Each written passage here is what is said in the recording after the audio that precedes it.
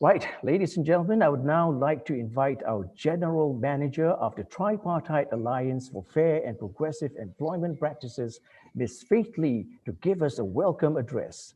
Faith, please. Hey, thanks, James, and good afternoon to everyone, and a warm welcome to our HC partners, research participants, tripartite standards, adopters, and friends. Thank you all for taking time to join us today.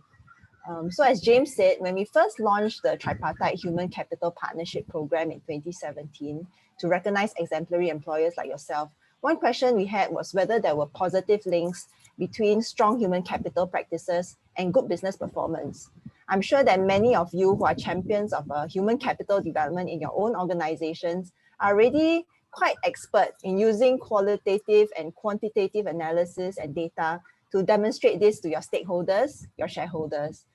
This is why after we gathered a sizable number of companies on the HCP program, we partnered with Mercer Singapore on this research study, the findings of which will be shared today. I will leave Sid and Jude from Mercer Singapore to provide the details of the findings, but suffice to say that our HC partners have shown that they have their hearts in the right place when it comes to human capital development. The strong respect and partnership that business leaders have with their HR leaders have also allowed for the development of HC strategies that effectively drive and sustain business success. In fact, building up a commercially astute HR outfit with strong business acumen has been shown to be key for organizations to unlock the potential of its workforce. It was also heartening that the employers outside the HCP community who participated in this research study also turned in comparable results in certain HC dimensions. We think this research study is actually just a means to an end. We believe many more employers can benefit from the findings of this research study. So we have developed an implementation toolkit aimed to guide employers on how to establish and improve HC practices based on various HC dimensions covered in this study. The toolkit will be rolled out in modules over the next few months and will be available on our website at tafep.sg. This research study has really been quite a journey involving extensive data collection, surveys and interviews of business leaders, HR leaders, as well as employees. So we want to say a big thank you to the research study employer participants. Your contribution in terms of time, effort, and availing resources in your organization to support this study highlights your commitment towards developing not only your organization's human capital, but also towards raising standards of human capital practices in Singapore as a whole. Also, a big thank you to our employer representatives from Roda & Schwarz and Merlin Entertainments, who are sharing their insights, company practices, and perspectives today. And finally, to Mercer Singapore for working closely with us to make this research study a success. So thank you once again for joining us today. And I will now pass this time back to our MC, James. Thank you.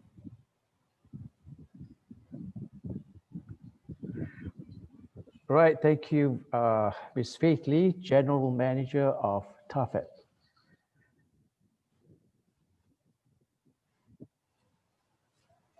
Right, now we would like to invite Mr. Siddharth Mehta from Mercer to share the research findings with us.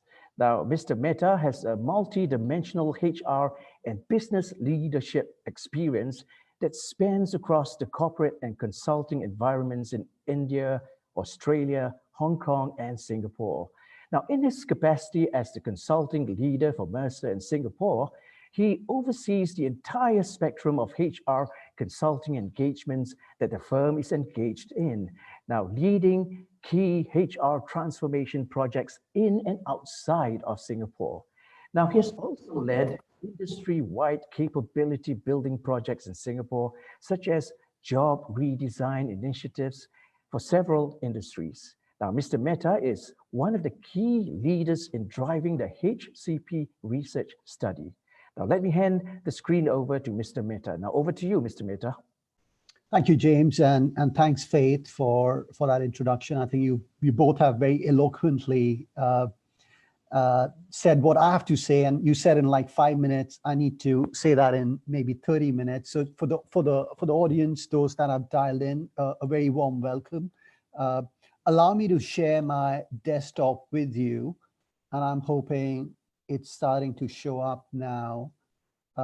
Someone give me a nod if you see my slides. Okay, good, Jude. So just to also let you know, while I've been positioned as the lead researcher on this piece of work, and of course Mercer did its part.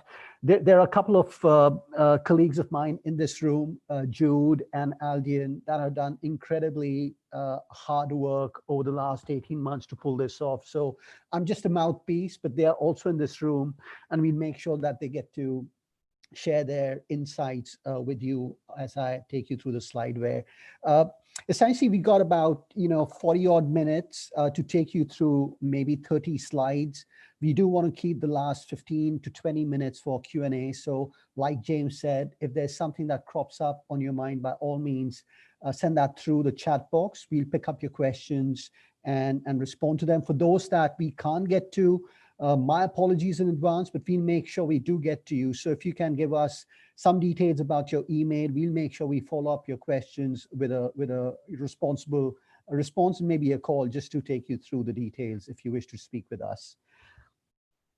Okay, so let me get started. We got like 4 blocks to this presentation. I think the background's been very appropriately framed by James and Faith. Our intention in this study was really to try and understand to what extent do superior human capital practices drive business results, and is there really is there evidence that having superior HR practices is good for business?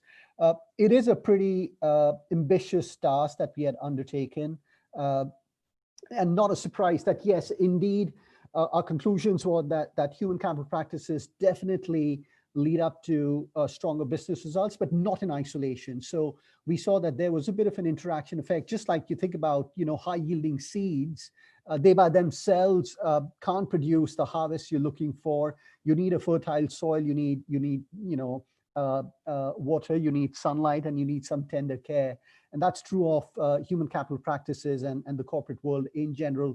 Indeed, human capital dimensions and maturity in them is a key ingredient for business performance, but in isolation by themselves, they can't yield the superior business performance you're looking for. We do need a conducive environment in which those human capital practices can thrive. And over the next 30 minutes, I'll try and unveil some of those details for you. What we've done is, as much as we've put the research study to bed now, we've translated that into usable assets. Faith did talk about that. These assets will be available on the tafep website. In general, there's a bunch of things available that you could dip into. We've produced benchmark studies or benchmark reports for all participating companies. You've already received these reports. In case you haven't had the chance to dip into them, we'll be happy to take you through some details if you wish to. But essentially, in that kit that you've received, for those that participated in the survey, we've benchmarked your practices with others that participated, and we've given you some indications of which are the practices you're strong at, which are the ones that you perhaps can get better at, and some indication of how you can get better at those practices to lift your employee experience internally. In addition to those benchmark reports, that case studies available.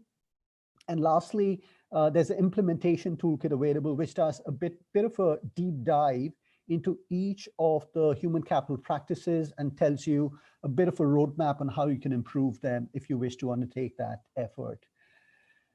Okay, so how did we arrive at this, right? It's a pretty ambitious question. Like, we're trying to say, do human capital practices really have the desired business impact? And how do you solve for that? So what we did was a bit of a multivariate regression analysis. And of course, that's maybe, analytic speak, just to try and make this more human understandable.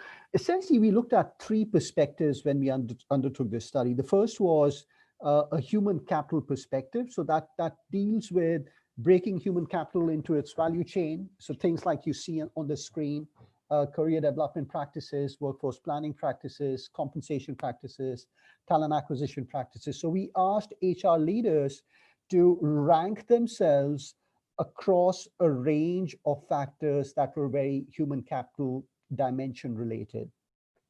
The second perspective was to seek the business leaders' input on, one, the capability of their HR organization, and secondly, their philosophy in using HR as a lever for business performance. The third thing we did was collect some good metrics, organizational metrics around financials, so revenue growth, profitability, employee engagement scores if they were available, employee attrition data, just to be able to see if indeed human capital practices or sophisticated practices were associated with companies that had better performance financially or through customer experience. So that's what we were trying to really understand through this methodology. We were lucky. We've got about 80 participants, and Faye did talk about all the effort they put into it. So yes, I would also like to, on behalf of Mercer, thank all the participants that have poured a lot of time into providing us the information we needed for this study. 53 of those 80 were happy for us to come in and do a deep dive to try and understand their practices in a deeper fashion and translate that into case studies. The good thing was that we got a pretty healthy representation across the industry. We also looked at company dimensions, so in particular company size. There you see it. We got nearly a third of the large, small, and medium enterprises. So there was good representation across organizational size here. When we think about breakup of local versus multinationals, out of the 80 companies, nearly 50 were large Singaporean companies. So roughly perhaps 3/4 of the participants were local Singaporean companies, but we've got a pretty nice mix of MNCs as well. So I guess through this slide, I just wanted to give you a bit of a comfort about the representation and that the results that we've been able to derive are quite representative of companies out there. So let's get into those details. So what did we find out? These were the headlines. So 3 big headlines. First things first, indeed, human capital practices have an impact on business performance, but not in isolation. So we did say that there was a bit of an interaction effect. Human capital practices alone can't drive up results. They've got to have good leadership buy-in to be able to reap the benefits of the investments that are made in human capital dimensions. So that was the first takeaway. And then we started to dig in. So we started to understand what differentiated companies that had stronger results versus those that didn't have as stronger results. And there we found 3 things. So there were 3 things that were common in companies that had stronger results. One, and this was the feedback from business leaders. So consistently, business leaders in companies that had stronger scores commended their HR organization and their ability about being commercially astute. So that was the first thing that came through. The second thing that we noticed was that organizations with stronger results also had leaders that had a belief in human capital as a lever in improving business results, and they invested actively in improving human capital practices in their organization and not just sponsor them.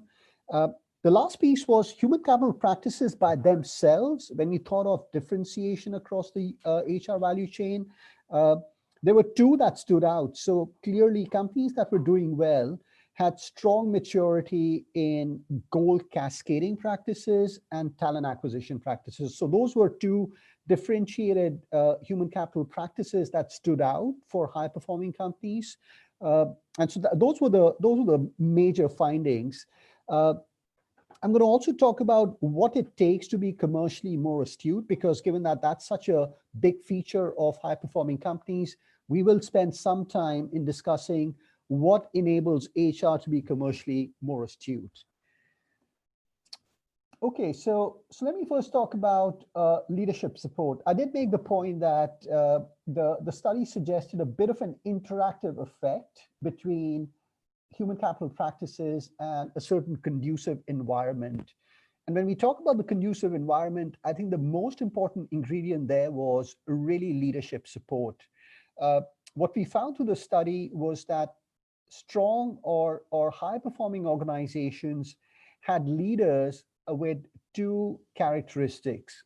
One, these were leaders that fundamentally believed that investing in human capital is good for their business. So they treated human capital as a true lever, as a differentiated lever to improve business results. And in order to support that, they essentially not only just sponsored talent investment, but also actively participated in getting HR more engaged in strategic conversations.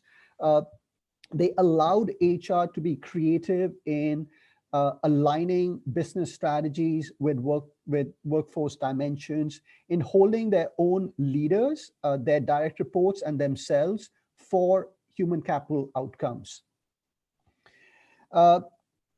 The other thing that we noticed was most of these leaders talked about HR in fairly favorable terms. And one of the things that stands out when they think about HR in favorable terms was the ability of HR to be commercially astute.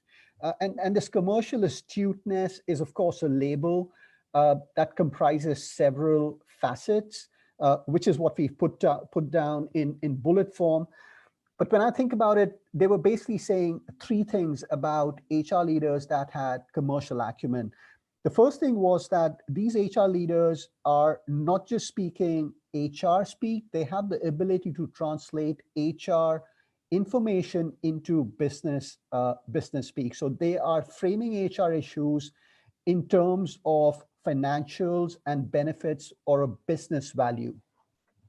The second thing that these leaders did was have very good acumen to make trade-off decisions. Business appreciated that these HR leaders did not ask for investments in all HR dimensions. HR leaders in these organizations had the foresight to pick 2 or 3 high-impact areas that will have the biggest payoff for HR investment. And that's what I'm calling the ability to do trade-off decisions. So that's something that characteristic kind of stood out in the feedback we got from business leaders. Lastly, these HR leaders tended to be very measurement focused. So not only did they seek investments by talking business speak, but once they had secured those investments, they poured them into initiatives and followed those initiatives up by measurement. And again, an ability to demonstrate evidence that some of these programs are working and what kind of business lift they were providing. So those were 3 characteristics that stand out for HR leaders that are being called out as commercially astute.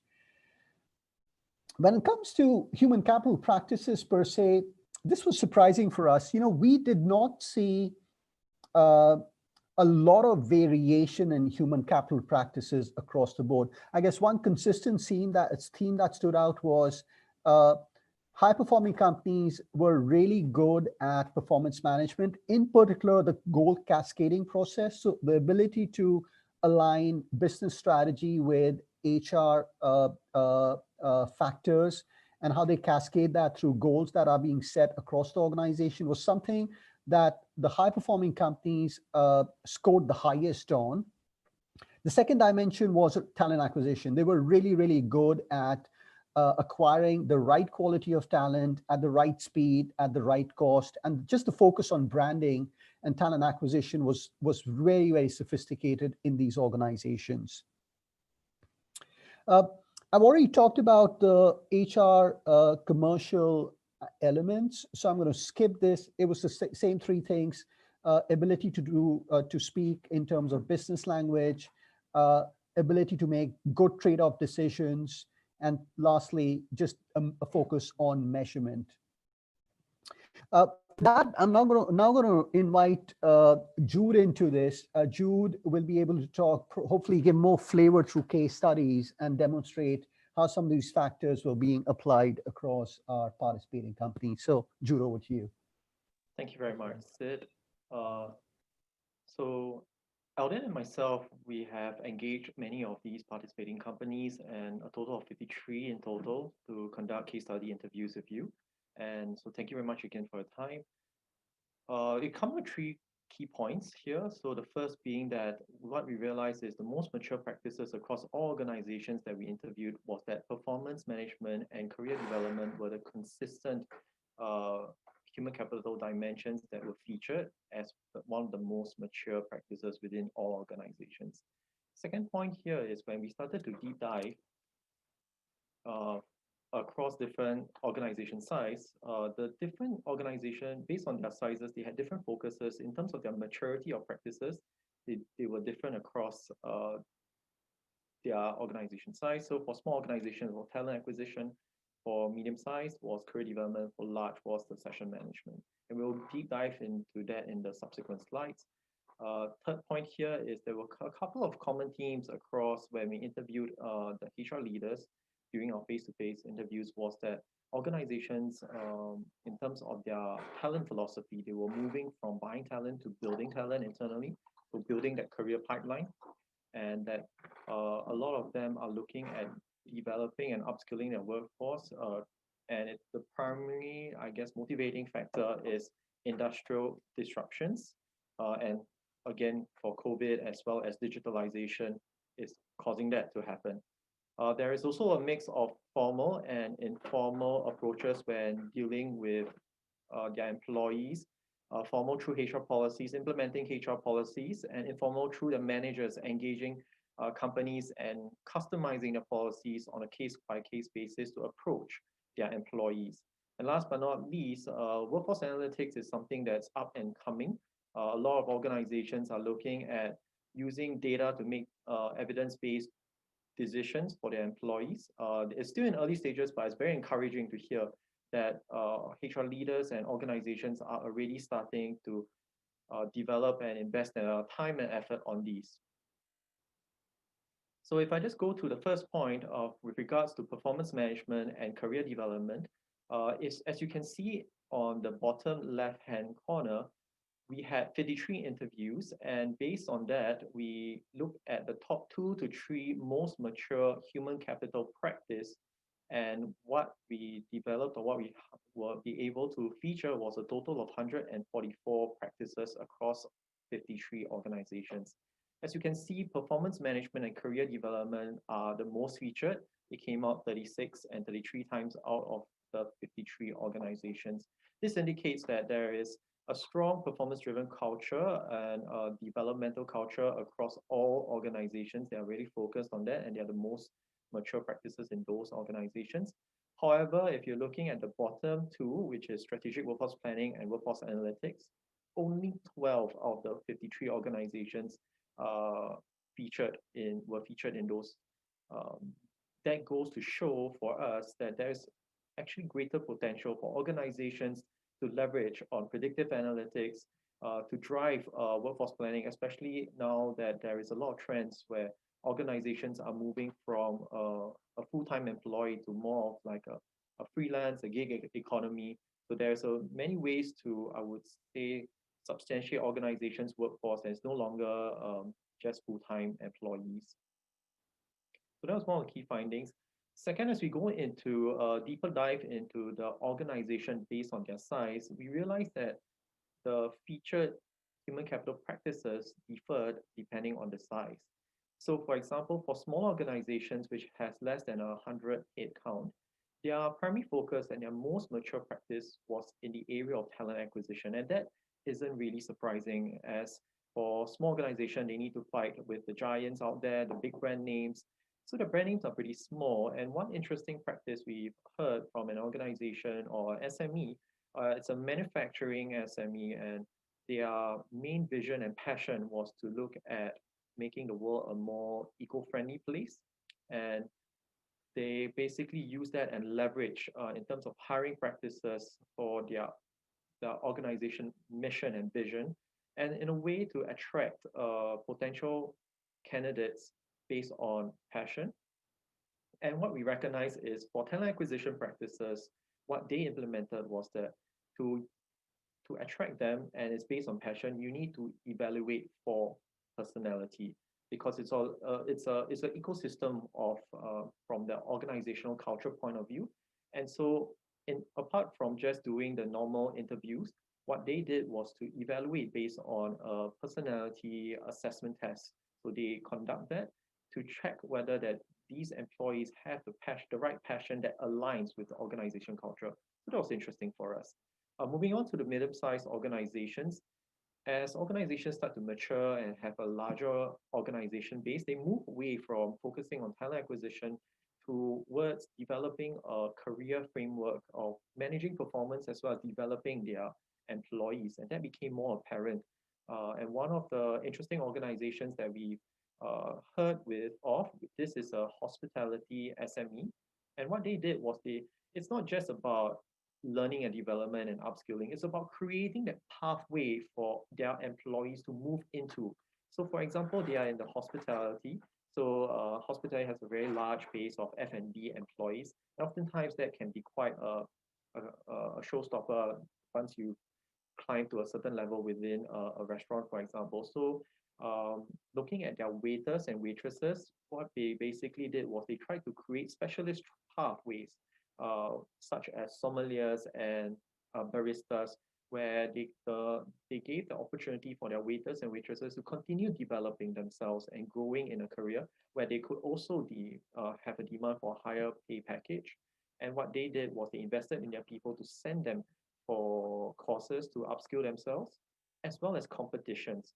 And that's very unique because when their employees won these competitions, it became an employer branding perspective as well, where they could be proud of their employees and showcase their employees, as well as attract potential candidates into that organization. Another thing that they did, they had this hospitality SME had a pool, and they hire lifeguards, and lifeguards as well. Their employees were getting older, and how they wanted to look at career development was redesigning the lifeguards role. Instead of just sitting on a chair making sure no one drowns, was also to give them opportunity to coach their members in the pool, since the lifeguards were already there. So they sent them as well for coaching courses and upskilled their lifeguards accordingly as well. And they had another source of revenue through coaching. So that's very interesting ways of developing their workforce. Last but not least, for large organizations with more than 500 headcount, as they move from a small to a medium size to a large size organization, the shift in focus becomes building a legacy, ensuring that legacy continues. And therefore, succession management becomes a key feature, and it's one of the more mature practices that we can see across large organizations. And one thing that we did, that we learned from a real estate multinational organization, was that they look at identifying the key potential leadership pathways from the C-suite all the way down to the C-3 to -5, and creating very targeted succession management plans, so much so that they created a talent council for them to really evaluate one by one, and they have achieved a 95% succession plan. Moving on to the others, the common themes that we received during the face-to-face interviews was that like I mentioned earlier, most of the organizations are now preferring to engage their talents from an early stage, right off the bat where they are fresh graduates, and create that career pipeline where they groom their internal talents from within. So campus and recruitment fairs and internship programs are more popular vehicles, and we see that's been featured quite a lot across the participating companies.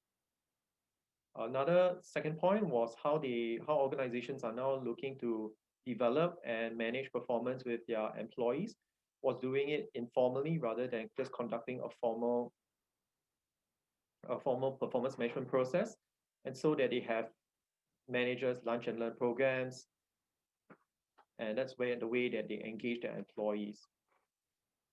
Third point here is that a lot of organizations, as shared earlier, they're looking into the analytical portion about their business, looking at providing evidential and data-driven analytics, as well as case studies to make decisions in terms of where should they invest next.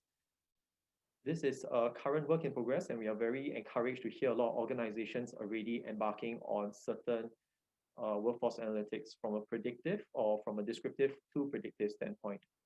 Last but not least, in terms of the volatile, uncertain, complex, and ambiguous organization and environment that we are in, nobody expected COVID to happen.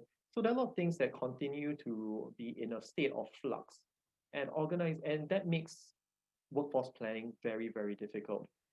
So organizations are looking at trends, looking at analytics to help guide their decision making in terms of even manpower planning in order to navigate in this current uh, ambiguous environment. So I'll just hand back the time to Sid. Thank you very much. Thanks, Jude. So I'm going to try and wrap this up. So what were the key takeaways from the study? First things first, human capital dimensions definitely do drive up business results, but not in isolation. They do work or they need a certain nurturing environment in the form of supportive leadership to be able to drive advantage through human capital practices. The second theme that was strong was the focus on a commercially astute HR leader. I think that was a common trait in the HCP companies that had strong results. Clearly, they also had strong HR functions, commercially more astute HR functions. I did talk about what makes HR commercially more astute, and maybe three things just to repeat myself. Uh, Talking the language of the business, thinking in terms of financial benefits. Secondly, having a trade-off mentality, not wanting to do everything, but having the foresight to pick 3 to 5 high impact areas which will have the biggest payoff for the investments you're seeking from your business leaders. And thirdly, after you've delivered those programs, an ability to measure and learn through evidence the advantages of pursuing those programs and demonstrating to business how they've added value to the organization as a whole. And that's the last point I want to make. A lot of clients ask us about best practices, and we are trying to dissuade them from falling into this trap of best practice. We are saying, think of practice as fit for purpose, not really best in any generic sense. And that's the message we want to leave behind with you. So as much as we would have through the study provided you, so to speak, strong practices across different human capital dimensions, we will definitely not suggest that you copy paste them. Your environment is different, and it's important for you to realize or understand what will it take for your environment to take advantage of certain practices and then align accordingly. I think this wave of design thinking and agile thinking that has emerged in the software world is worth aping in HR as well. A lot of product design companies are using an iterative loop. And we are seeing successful HR practitioners do that too. So commercially astute HR leaders would be very clear about the intended purpose of a certain HR initiative that will lead up to designing those programs and pilot testing them. In that pilot test, they are seeking feedback from business leaders and employees about the benefits of that practice. In some cases, those practices aren't delivering the intended purpose, and that should not be treated as a defeat. I think that's a learning opportunity, and you need to go back to the drawing board and perhaps change the design that you believe is going to yield the right results for you. So this idea of intention, design, pilot testing, and learning through that and iterating through that is one that we are encouraging HR leaders to adopt. And through that, create programs that have some tangible, measurable business value before you scale them, because you don't even know if scaling a program that works or doesn't work will yield a certain value from a business perspective. So just being a lot more evidence and measurement driven is going to help you deliver on the promise you're making to the business and the investments that you're seeking from the business. With that, I just want to kind of wrap up by saying we've translated a lot of this study into assets that you can leverage. They will be available to you on the tafep website. In the next session, we'll do a deep dive in the framework of success and the implementation toolkit. Given the importance of business leaders as a key ingredient in driving up value from HR, we've also created a toolkit that is very business leader focused. This is meant to be for business leaders and how they can generate more value from their human capital investments. So those are two assets that we will be following, tafep will be following up on and giving you more information on. With that, I'm going to just turn this back to James. And we are happy to take on any questions that perhaps came through the chat box, James. Right, thank you, Mr. Mehta and Mr. Jude Tan. That was a very informative session. Some in the audience have asked us if we will be sharing the deck of slides that was just presented. Now, not to worry, because we will be sharing them with you via email. Now, ladies and gentlemen, we have about 15 minutes for Mercer to answer some questions. If you have any questions, this is the time to quickly key in your questions in the Q&A box. Now, I'll hand you over to Mr. Jude Tan, who will be moderating the Q&A session. Over to you, Jude. Thanks, James.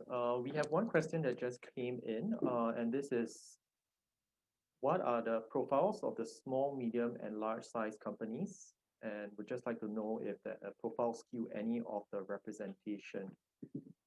So this is basically the breakdown of the research study participants. As you can see, the breakdown by industry, there are 15 industries in total. And it's broken down into company size. As Sid earlier mentioned, it's a good representation across. And you can see it's about 33% across all small, large, and medium. And there's a breakdown between multinational companies as well as a Singapore-based company.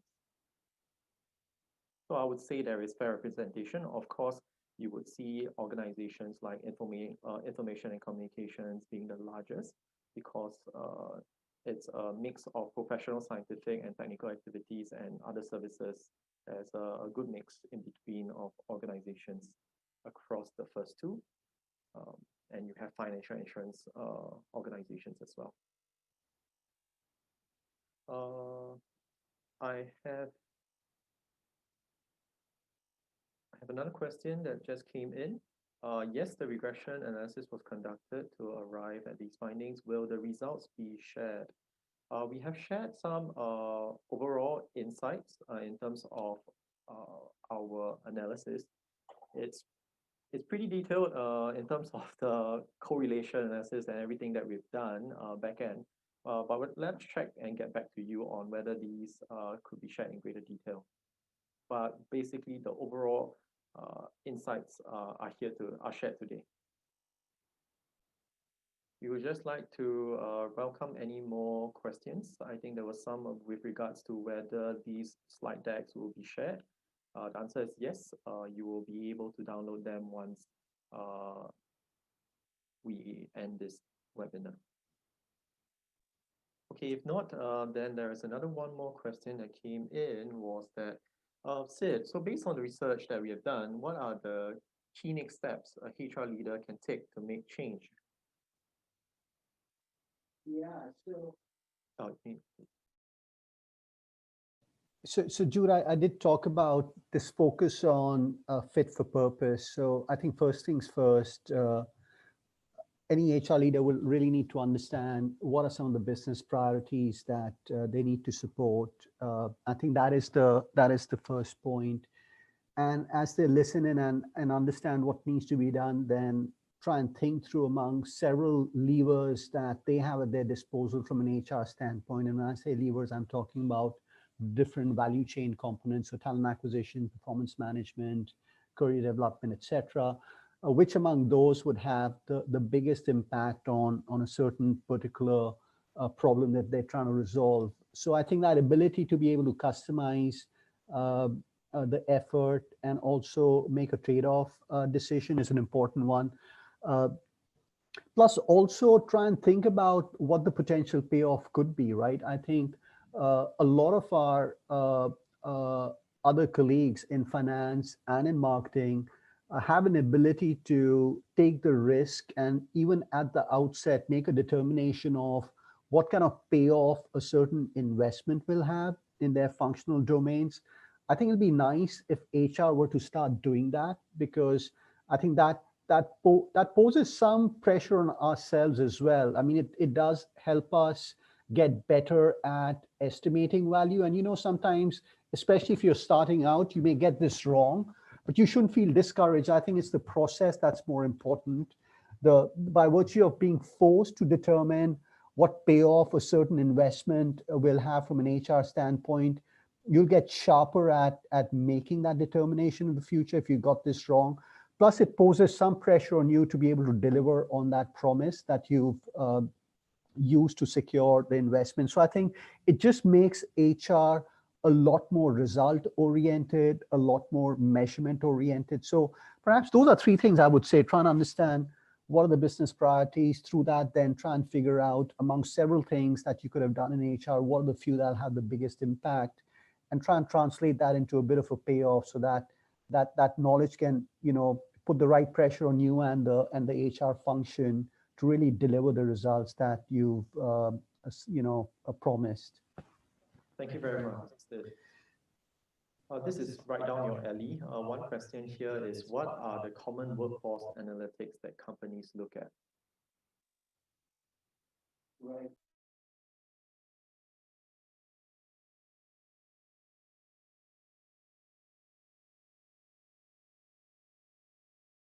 Okay, can you hear me now? Okay, so again, I'm going to go back to the same idea. Like I would hate to give you a generic answer. Typically in the past, you could think of deriving workforce metrics again across the entire HR value chain, right? From a talent acquisition perspective, we always use time to hire, cost of hiring as two metrics. I think the quality of hire is becoming a more important metric. It's difficult to assess it, I would agree. And again, there isn't a simple way to do it, but I think just forcing ourselves to think of quality is going to put some pressure on us to start measuring it right. But I don't want to take you down that path in just giving you a laundry list of metrics. I will start with the question that you're trying to solve for in the business, and narrow it down, and then build metrics around it. At the end of the day, if you're clear about the intended outcome that you're trying to affect, that clarity should lead to the certain metrics that you should be focused on. So it's really about deriving metrics that are a better fit for purpose in solving specific business problems that you are up against in your business. So sorry, I didn't want to give just a generic laundry list. I rather force you to think about your specific problem and then derive the metrics that may be more important for you to affect. Thanks, Sid. And I just wanted to probably just add a few pointers to what Sid has mentioned as well. Apart from just being understanding the business, as a sharing here, you could see that depending on organization size, that matters too, in terms of how the teams or the organizations are looking at which human capital area or dimension to focus in. And like what Sid said, share, celebrate small wins, start small and scale up. These are things where we think it's fundamental. And of course, start with the question in mind, right? Have a hypothesis, look at testing things before you go out collecting data that will help test your hypothesis. Let me just look at the Q&A. Another question that just came in: what are some of the HR indicators that can be translated to business outcomes that will impact business leaders' decisions? Yeah, so I think talent acquisition is perhaps the easiest. And you think about that, there's always a gap between someone that leaves the organization versus the backfill. So in very simple terms, you could think about the number of months that are vacant between that backfill, right? That's lost productivity time. And you can calculate that. The way to think about productivity is just if it's, and it may vary across functions, but think about a salesperson. If you'll have data on average, what's the sale that an individual generates per month. And if you've lost 2 months worth of employee, you've lost 2 months worth of sale on that. So that's an easy way to think about business value. And I think you can use the same logic, at least for functions or roles where there is a direct impact on business financially. You can measure it through that. For some of the functions where the impact is indirect, that's where this question becomes more difficult, because then you need to find a way to define value. And I'm trying to think about this. I think from a value perspective, you can think about administrative expenses and how that can be reduced. So think about finance functions. We can say that people involved in finance can affect cost management, and what's the average cost saved per employee headcount in finance. I mean, you can start to derive metrics accordingly. So I think it's a lot easier for functions that have a direct impact on financials. For those that have an indirect impact on financials, we need to derive the right definition of value and use the same idea. If you've lost people in that function for a certain number of months, you multiply that by the value on average for an employee in that function and think about, business value lost or generated accordingly. Thank you very much, Sid. The next question that comes in, and I can probably address this, the question goes like this. May I understand from your research that workforce analytics are downplayed or not given enough importance? What will be the implication for a weak workforce analytics? And here, through our research, it's not that it was downplayed or not given enough importance, it's that we found out through our engagement with the participating companies that workforce analytics is in its budding stage.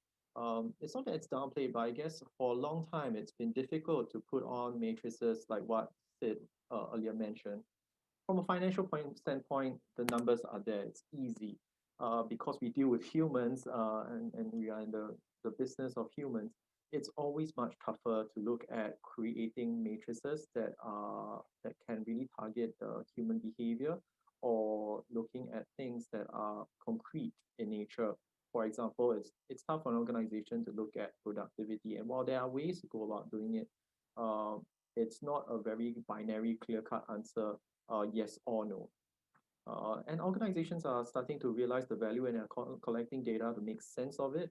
And they're getting better at it. And I would say even the systems in place, in terms of HR systems, have helped HR leaders collect more data in a meaningful way so that they can analyze it.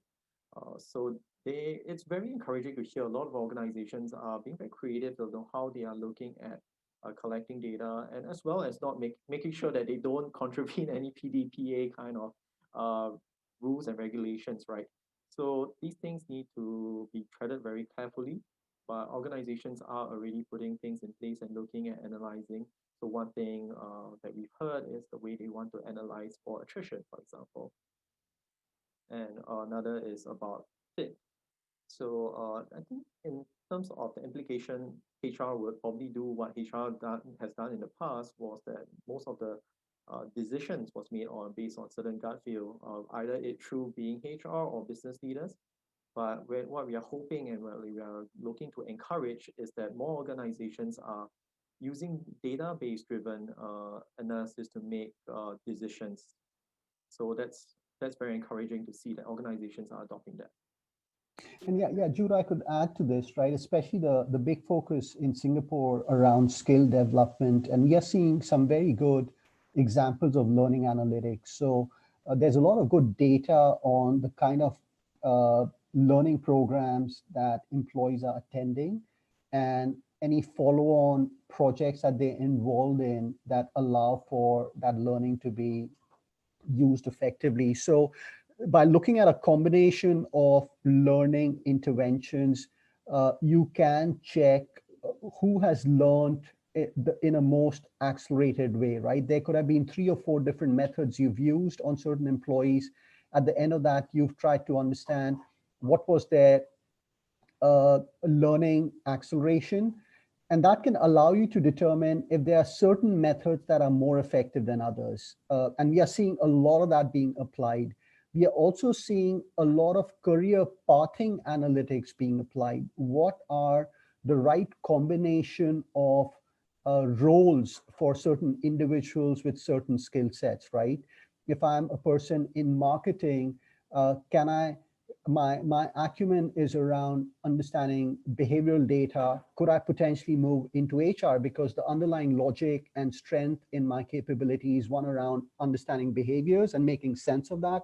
While I've done that in marketing, can I use that potentially to move into HR? So by understanding what are the skills that perhaps overlap across functional areas and across jobs in a way that's analytically done, new career paths open up, and you know, there are creative non-intuitive paths that are emerging that make a lot more sense, and that's only happening at the back of data. In the absence of data, our ability to find these overlapping pathways based on skills would have been very difficult. But now that that data is available more readily, some of that simple analysis is being done to derive very counterintuitive yet very impactful and meaningful career paths for employees. So again, I think it's about thinking through the underlying logic, using data, and coming up with answers that may be more creative. You don't have to be doing regression analysis. So when we talk about workforce analytics, we are not expecting you to become rocket scientists here. I say that as long as you can calculate, as long as you can count, you can do analytics. I think the biggest thing that's missing is our ability to use data in a way that's logically derived from a certain business outcome we want to affect. So use logic and don't worry so much about data. I feel very confident if you can count, you can do workforce analytics. Thank you very much, Sid. Just last question, since we are just running out of time, and this question is for organizations like SMEs starting out on their human capital journey. What would you suggest are the three things that they need to think about or start with or focus on? Jude, maybe I'll let you answer that because I'm like a broken record. I'm going to say the same thing that I have for good effect. So let me get you to say something. Sure, thanks, Sid. For organizations that are starting out, always having the right intentions, always best. First and foremost, what we've learned, and this is true also from the framework of success. If I can direct your attention when you get the deck of slides, is that leadership support. What we hear across from business leaders or HR leaders, that a business leader needs to be able to support them. And that's really one of the key areas. And to get business leader support, you need to understand your business. It's not good enough to just look at all the best human capital practices and just try to apply it to your organization, because each organization, as you realize, as we shared, is unique. And they might be from different industries, different sizes. Definitely the focus in terms of the human capital practices will be different, and how they want to differentiate themselves will be different. So the first thing is understanding your business leader, understanding your business. Second thing is looking at how then the organization, in context of the organization, what kind of human capital practices should be implemented to support the growth of that business. So for example, if the organization is in a very competitive environment, it might be through a performance rewards thing, a good performance management, or a career development that can help differentiate you from your competitors. If it's a highly skilled with very niche skill sets, then maybe it's about talent acquisition and how you differentiate yourself among outside of your competition as well. And last but not least, putting in that structure that I would say that policies and practices, and collecting data as you go, right, to help you make that decision, that evidence-based decision that Sid has been going on and on about. Really, to make good decisions, we need data. We need data to help us inform decisions. And that I would say will be the three top things, and that will be the way forward for the organizations to focus on. Okay, I think we are good on time. James, shall we just pass it back to you, please? Right, thank you very much, Mr. Siddharth Mehta and Mr. Jude Tan for answering the questions from the participants. Now, we will proceed now to the company sharing segment.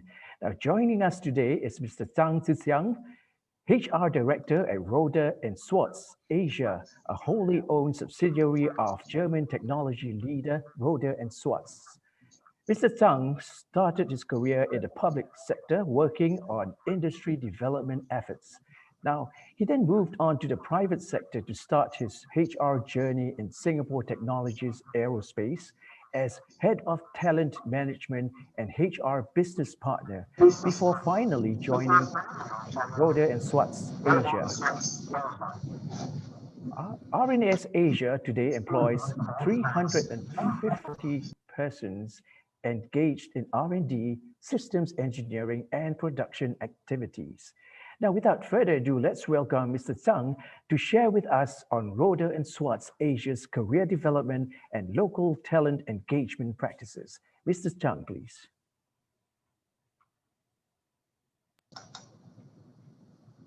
Hi, good afternoon. Thank you, James.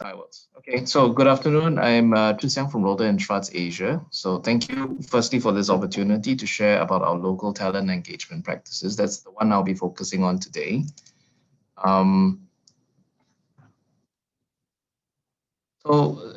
This is what I intend to share today, the agenda. I will start with a brief about my career history, followed by some background about my company, what we saw as a talent gap in Singapore, and finally, what we did about this gap. Okay, so let's begin here. In a nutshell, I started my career in the Singapore Economic Development Board as an industry development officer.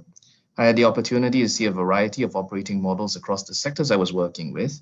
This also helped me to gain some insight to the talent challenges that the industries were facing. It was during this time, however, that I became more aware of my interest in people matters, and I was lucky to have landed HR roles in ST Aerospace as head of talent management and subsequently HR business partner. Those were fun times and tremendous learning, especially about what HR is and can do for the business if done well. I joined Roder and Schwarz Asia about 3 years ago, so I'll do my best to represent the work of all my predecessors that were, working on in Roder and Schwarz Asia on these initiatives. Our outfits is small compared to ST Aerospace, but that also allowed us to be more agile in how we push HR initiatives in support of the business. Okay, so speaking of the business, please let me share some background about my company. This should provide some context to why we decided on some of our local talent engagement strategies. Roder and Schwarz, or RNS for short in Germany, is what we call a Mittelstand. A Mittelstand is a small or medium enterprise, usually family-owned and with some niche in technology.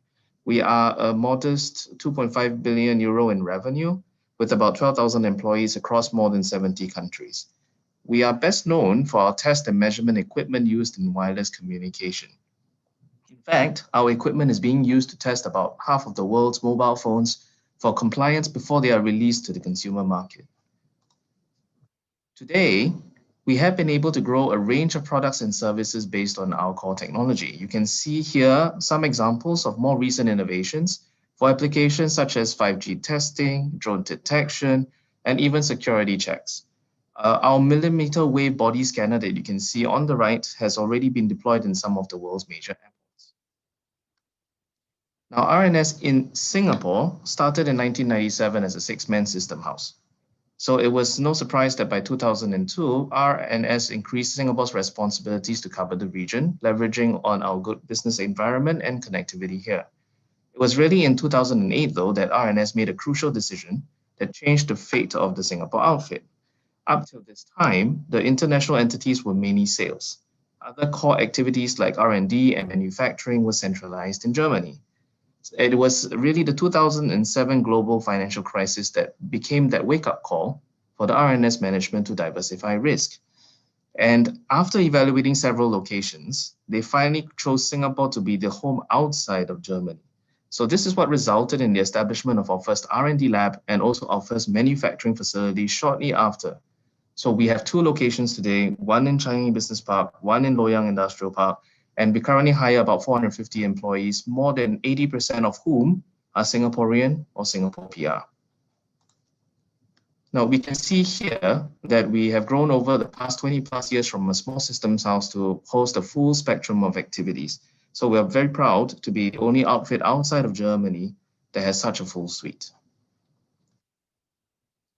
Now that we have the context, right, let's talk about what we saw as the talent gap in Singapore. For this, it would be easiest to trace our growth story to identify when the talent gaps were most apparent. Right? So I'm going to use this timeline again. The first major gap we observed was when we decided to start the R&D lab in Singapore. It being a technology-driven company and in a niche market, we were already under no illusion that the candidates with the right knowledge, skills, and attitude will be immediately available.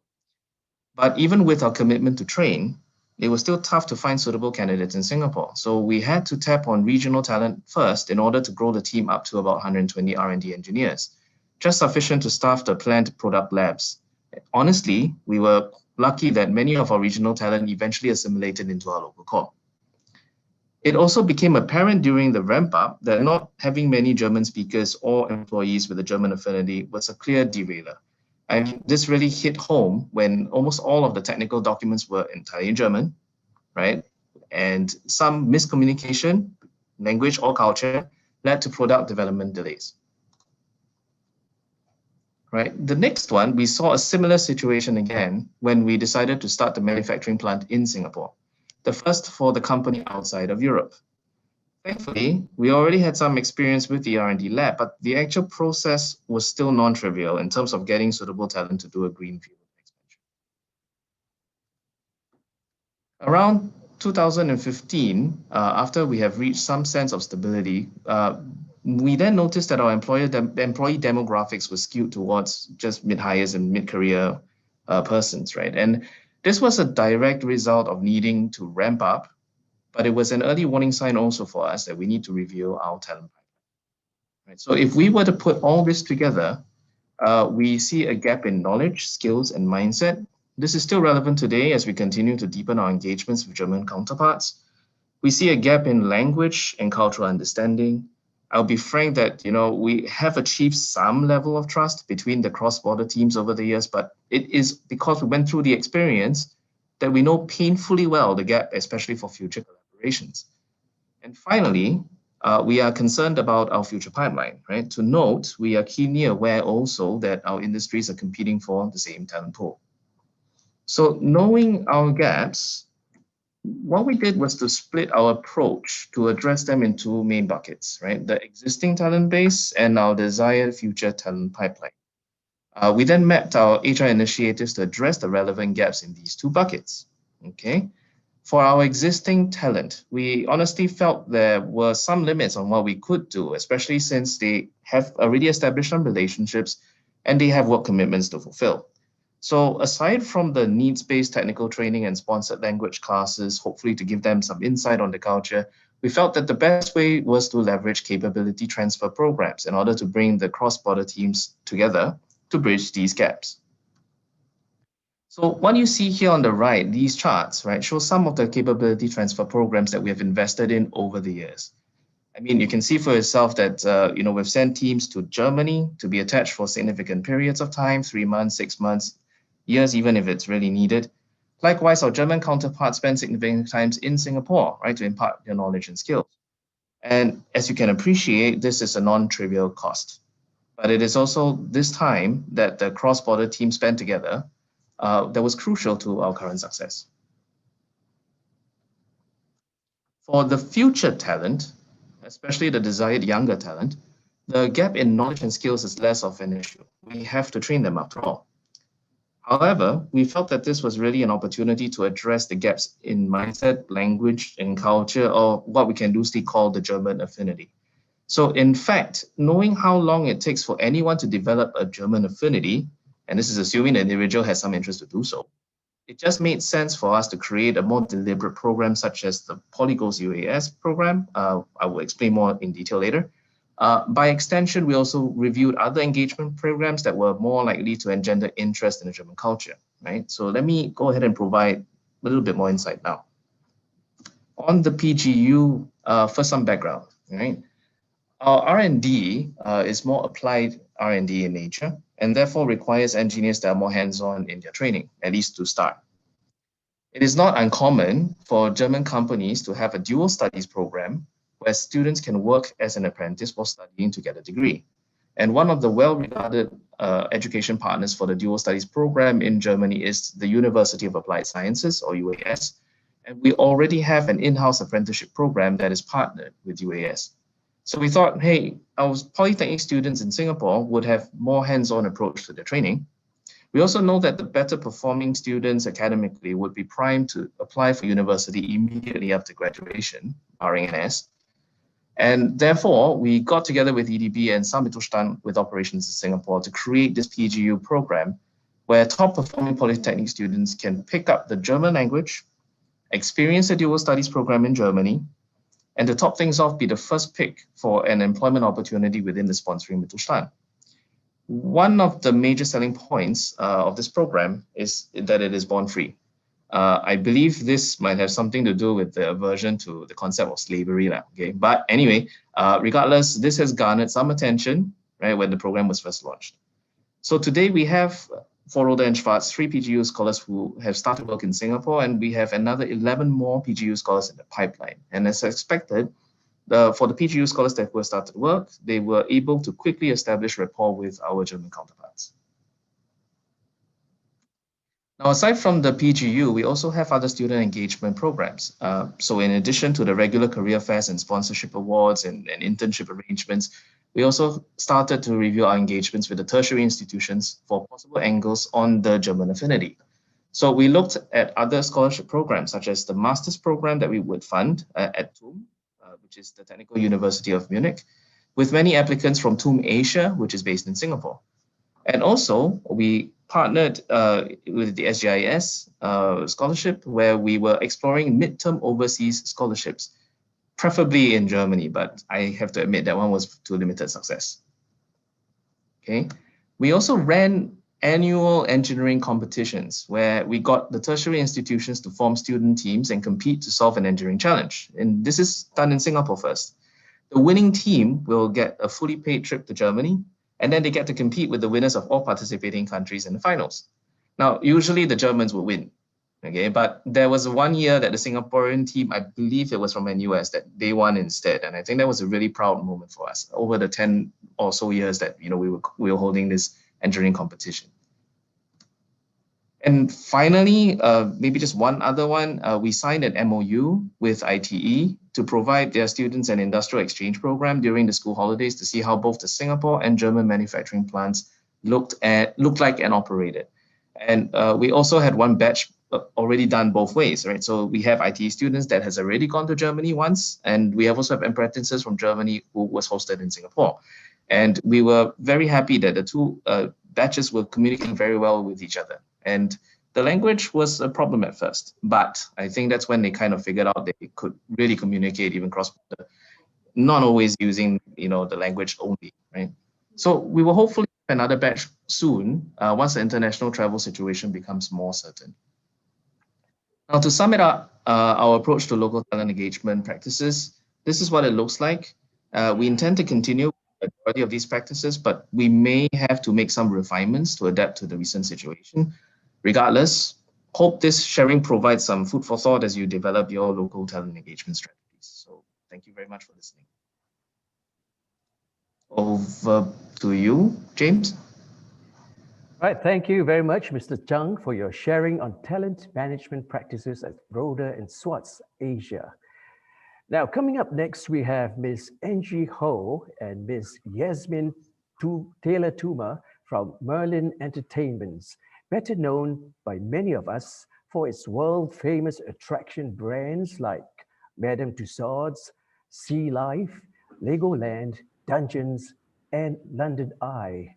Now, Ms. Ho has worn many hats at Merlin Entertainments. Now, she joined them in 2014 as a performance supervisor and moved across roles such as operations management, human resources, systems implementation, APAC, and now she is their regional people business partner. Now, Miss Taylor Toomer joined Sydney Tower Eye, one of Merlin Entertainment's attractions in Sydney, as a duty manager in 2014, eventually becoming the head of operations before moving to Singapore in 2019 as the current people and culture manager for Madame Tussauds Singapore. Now, without further ado, let's welcome Miss Ho and Miss Taylor Toomer to share with us on Merlin Entertainment's talent acquisition practices and their post-COVID engagement with employees. Thank you very much, James. Hello, everyone. Thank you for joining us on this very rainy afternoon and for waiting for us. For those of you who are interested in Merlin Entertainments, I just want to tell you a little bit more about our company. Merlin may be a foreign name, but as James has already introduced, we are better known by our brands. So, for example, Sea Life, Legoland Malaysia, just across the border. We are one of the world's largest attractions operators, in fact, the world's second largest, and we have about 130 plus and adding more attractions across 26 countries and growing. Of course, in Singapore, our local team on Sentosa is the Madame Tussauds Singapore, where Yasmin is the people leader of. Thanks, Yasmin. So the next slide, thanks. So basically a little bit of history about Madame Tussauds. We are very new in the market. We only opened at the end of 2014. So obviously, being a brand new, shiny object or attraction or product in the market, we were considered a novelty at that time. So between 2014 to 2016, we had a huge number of applicants. Everybody wanted to work for us, but of course, in 2017, we saw a decline in the applications. We were less shiny then. And of course, people were like, oh, it's just Madame Tussauds now, so they didn't see the shiny appeal anymore. We also started to see higher turnover in our frontline roles, especially, which our business is very dependent on, as you can imagine. And you see the picture there, those are all our hosts in the uniform. So we also realized that we did need to make a lot of changes, and we did have to pivot the way that we were recruiting. The process at the time that we had in place was very, very passive.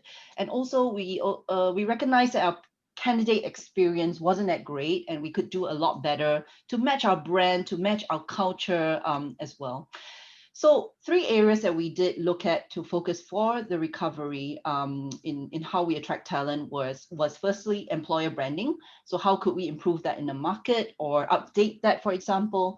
We were also looking at how we could improve the candidate experience, upgrade it from what it was then. And then lastly, how do we continue with career development as we continue being a very small company in Singapore? We are only about 80 strong, including variable labor. Half of it is variable labor, actually. So career development pathways are scarce or it's very limited. So that was a struggle that we faced during that time, which also caused turnover. So one thing that we decided to focus on, which I'm going to expand on now, is employer branding. First thing we did, update our ads. Very simple thing. We added in the benefits. Obviously, at that time, the benefits were changing, and we are always fluctuating how we look at benefits depending on the needs of our employees. So some of the things that we put in there, which may seem very commonplace, but we realized that as we put that in, people would recognize some of these things as being quite competitive in the market at that point. Something such as annual leave for, a frontline host, on the entry level, that is a big deal. If they were to join maybe a competitor, they would get maybe just the basic 7 days. So even that we recognized was something competitive already and that we could offer. Other things we decided to do were to ask people to put up reviews on JobStreet. It is the only kind of job portal that has rating that we actually use and are more popular on, so JobStreet was one area where we decided to focus on. So this is quite recent, about 2 months ago or something, these results here that you see. Then the last one we decided to do was just showcase career testimonials on our career website. So we just went around interviewing people, asking them, and these are people, of course, who have the longest tenure with us, to showcase even their journey within Merlin, their journey within our attraction and where they've been and where they are now, for example. So just a little bit of that. Again, really low cost to no cost, because we have although we are a multinational company, we do operate like a small company in the sense of budgets are quite lean, and we have to be very creative in the way that we, look at all things HR basically. Next slide. So candidate experience. The candidate experience was very laborious at that time, and also the other thing was we were being quite passive. So because of the reduced interest, we had to become more aggressive employers. People are not interested anymore. So we kind of had to started chasing candidates. So first thing we did, make the process simpler, make it mobile friendly, stop. We even tried to cut out email exchange because it wasn't working and people were not responding.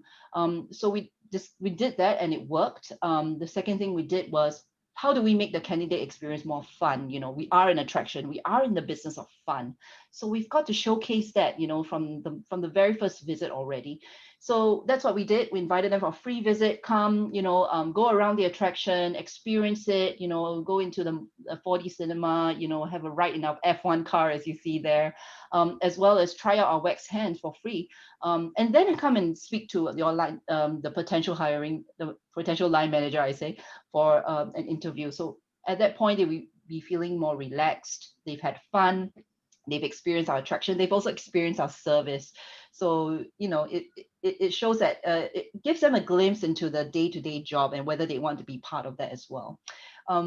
Then we also standardized our questions and we added in also more health and safety questions, which is a huge focus for Merlin, to also be able to compare and contrast candidates as well. So one thing I would say is, I mentioned earlier that we were being more aggressive, and I have to say that I'm very guilty of doing that. Salesmanship really came into play.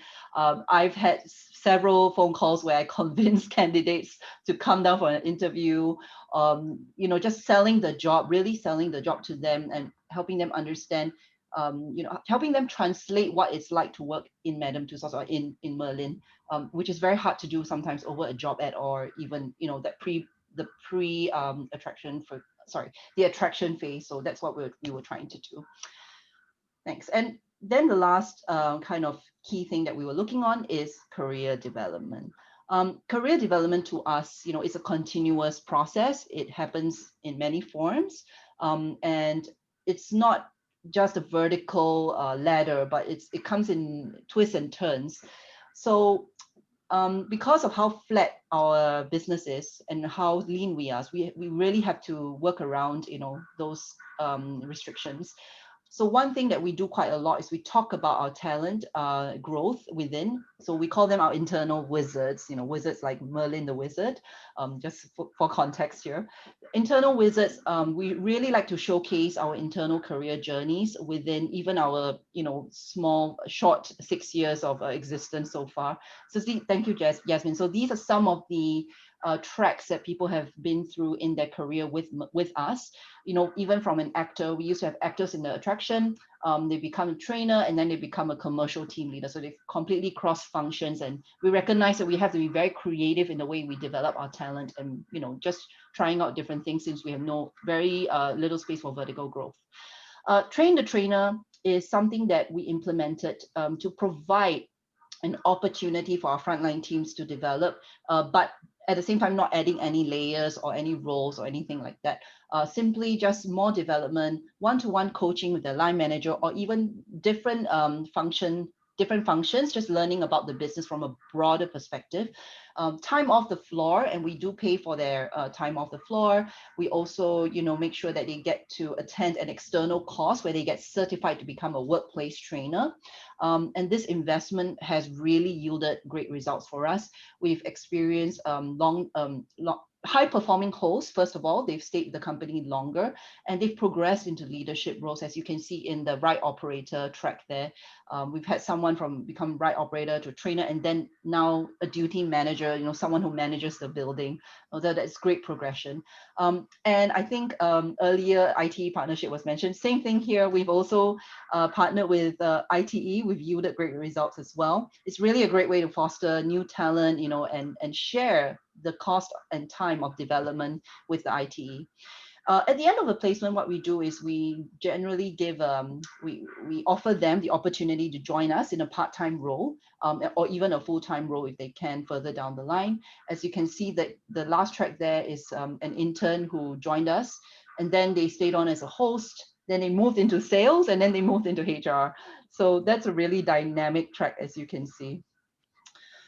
Next slide, thank you. So investments in internship is really has been for us a very vital role. As you can see here, 62% of our interns converted to part-time, and that's across, I think, 4 or 5 years of partnership with the ITE already. And 62%, I think, is a credible number, I would say. Of our current headcount, 8.3% are former interns. And I, again, think that that's quite an amazing, given our, short time here in Singapore, 6 years as a business, I think that's pretty good as well. And we were really enjoying some of the talent that's come from there. Something that we do a little differently to invest in our talent is we do treat part-timers the same as our full-timers in terms of benefits, the way that we induct them, the way that we even look at performance reviews. Nobody gets different treatment, everybody gets the same treatment. So line managers, do the same for full-time as for part-time, essentially. And as you can see, 2 years is the average tenure of our part-time employees. We've even had, currently we have employees who've been with us for 4 years as a part-timer. So that shows that, that investment really works. We also pay them to attend all work activities, including fun stuff like town halls, even as a part-timer, which generally, sometimes they just come and have the food for fun, but we do make sure that, we invest in them to come join us, engage with us. Even things like cross-training, internal promotions, all of that, we have experienced that across our part-timers as well. Extended benefits. So all our employees are paid, as I mentioned earlier, to attend all work-related events, including town halls. They get scheduled time off the floor for one-to-one coaching with line managers. So we do kind of roster that in. And even time to work on projects or cross-training to a different area of the attraction, whether that's a function or a zone. As a result, we have 13% of our headcount have returned to the business after leaving for 6 months or less. And I think that's commendable given, the amount of time and money spent in investing in them during the time that they're here with us. So for just an example, we have a host who right now works 1 day off the floor and as a graphic designer for marketing team. So they have a very varied role as well, which is hard to find, I think, in many other these opportunities don't come by very easily. So we try to spot the talent where they are and try to flex around their skills, their role.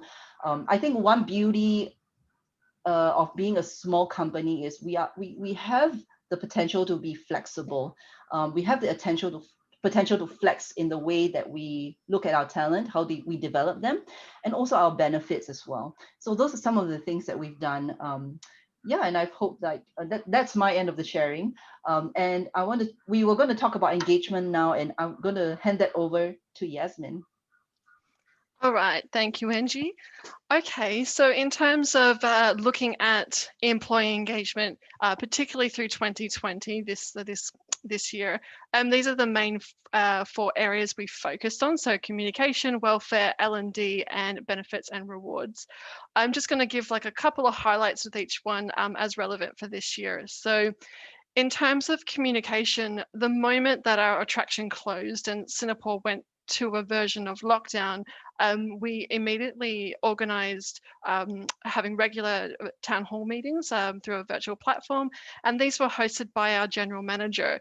So it was a really great way to communicate with everyone across the business, from hosts to senior leaders, and be really open and transparent about what's happening through this pandemic, how it's affecting our business, but also how it's affecting them and their roles and what might change.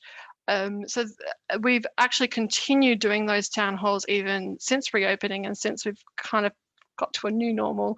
And we still get really, really high attendance on these calls. Even when people are on an off day, they're still tuning in because they do want to know what's happening and they do want to hear from their leaders. Upon reopening, Madame Tussauds was actually one of the first attractions to reopen during the phase 2 in Singapore. So we were very lucky to be kind of at the forefront of that change. During this process, we sent pulse surveys out to our team almost weekly to get feedback about how things were working, what wasn't working, what we need to change to maintain the experience for our team, our guests, and also make sure that it's safe. So it was a really great way to get immediate feedback. Team had the safety that they could submit anonymously if they wanted to.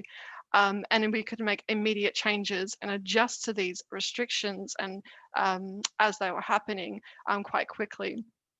So in terms of this process, we don't do weekly pulse surveys, but we still do have this digital form in place. So team can submit feedback about anything, not just health and safety, and we can respond as soon as we receive that notification. And we've blended this with having monthly face-to-face meetings with a focus group that meets with our GM each month. So it's just like 4 or 5 people in a room, but people from different departments to share their perspective and really be involved in the changes that we have to make to progress as a business. In terms of welfare's always been a key initiative in Merlin. Like one of our biggest values is that we care, and that's embedded in everything that we do. In terms of, there's like 2 unique examples from 2020 for us. So one thing that we went through and a lot of attractions went through is that because of the decline of visitors, we did have to reduce the size of our team, which unfortunately means we did have to let people go, but we wanted to make sure that we maintained that culture of support and care that we've fostered this entire time we've been in Singapore and really treat them right. So through the redundancy process, we extended our EAP provider to all of our leavers beyond their last date of employment, so they still had access to that wellbeing service as and when they needed it. We organised HR consultations with each of the leavers to work on their resume, practice interview skills to prepare them for their next step. And finally, partnered with WSG and SBF for outplacement support, so where other industries may have had more job placements available. So the result of this is that every single person in their exit process said that they would like to work with us again, given the opportunity. And over 90% of them have found new placements or have chosen to return to study. So that kind of level of support has definitely shown a positive result. And a kind of second unique example is, like probably a few companies on this call, we do have, some of our workers are actually Malaysia based. So they do live in Malaysia and usually commute to Singapore on a daily basis, which they can't do right now. So to get, I guess, keep this talent in the business, but also support them, ensure that they have a continued income and are taken care of, we covered the cost of their return and stay in Singapore for the duration of 2020, from the time that they were able to return after circuit breaker. And that's been absolutely invaluable, having them still here, but also, like I said, maintaining that kind of skill in the business as well, longer term. In terms of learning and development, we have moved a lot of our training to a digital platform. Again, taking a bit of a blended approach. So we do have, we still have discussion through virtual workshops, but then also e-learning modules, which is a big change for us, because as one of you said earlier in this call, moving digital has been a very slow process for a lot of companies in Singapore. So that was a really positive change for us this year.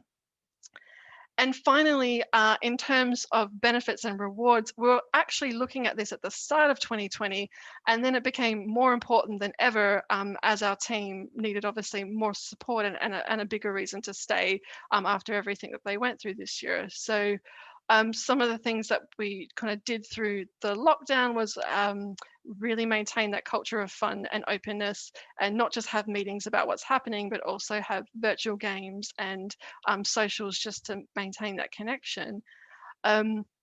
in terms of, like, I guess once we were reopened, we did partner with other health and wellness services as well, looking beyond medical insurance, beyond EAP, beyond, as the corporate gym discount, really trying to expand the discounts we can offer our team, because every team member manages their own health and wellness in different ways. And that was made really clear this year as well. So we've partnered with services that provide things like discount acupuncture, massage, spa treatments, yoga classes, and telemedicine as well, which is obviously a big thing this year. So really expanding that offering to our team. In terms of rewards, I'm very excited that this year we launched our new service awards program, which so far has gone very well. So even though we're only been in Singapore for 6 years, some of our team members have been in the company for a lot longer than that and transferred from other places. So part of our reward program is we do offer additional paid leave to mark their work anniversary. And we've had really positive response to this, to including this reward. Even our regional general manager was ridiculously excited to get an extra day leave to mark her anniversary. So I think that really sets the tone that we're kind of in the right direction in terms of rewarding and retaining our staff. And our final big change this year was updating our parental leave entitlements. So we do pride ourselves in being a fair, inclusive employer, and we really want to embed that into everything that we do. And this does need to align with our benefits as well. So we've updated our parental leave policy so that all entitlements are equal across everyone in the business, regardless of age or country of origin or their tenure with the business. So one example is we now offer 16 weeks paid maternity leave to both local employees and expats who are with the company. And again, this just really solidifies that, I guess, fair and kind of inclusive environment we're trying to create, and hopefully retain our team longer term. Okay, well, that was kind of all of our examples. Thanks so much for listening to Angie and myself. We hope you kind of got some ideas from our sharing. I'm going to pass you back over to James now.